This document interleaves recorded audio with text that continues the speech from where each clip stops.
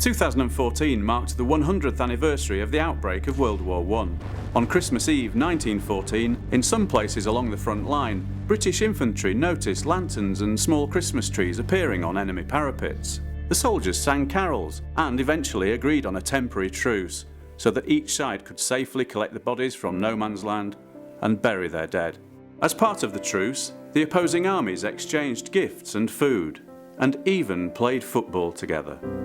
Truce is a contemporary arts project that looks into the past, exploring the extraordinary events of 1914. It's been a project working in schools and with community groups, with choirs and footballers. I was commissioned to write a performance piece on the Christmas truce. That provides a platform then to encourage and enthuse people to go off and do other creative projects. What's really surprised me how the young people have really got behind something which to them is quite alien. Many of the stories from the front line said that singing had been an important part of the 1914 truces. To commemorate that, choir leader Janet Swan was commissioned to set up the Truce Community Choir. I did 23 years in the army, so it's something close to my heart.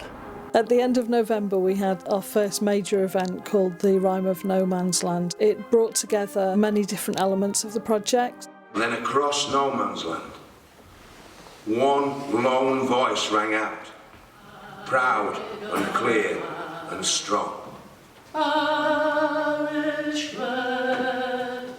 I'm somebody.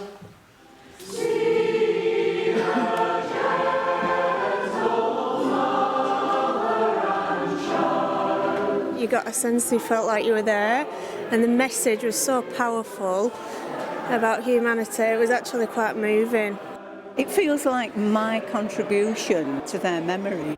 We linked in with the Junior Football League and invited teams to be part of this mini tournament.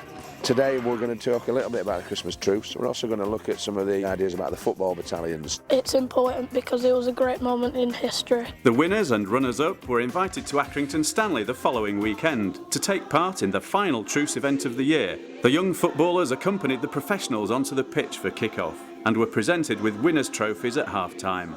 It was quite cool when we got to stand next to the players, and then when we got to walk around the pitch, all the fans were staring at us. It's been very sentimental, actually. It's a very emotional thing. I think truce is important because it feels so very topical. 100 years later, more than ever, we really need a touch of the spirit of truce. It's just a remarkable project, and I just feel very privileged to have been a part of it.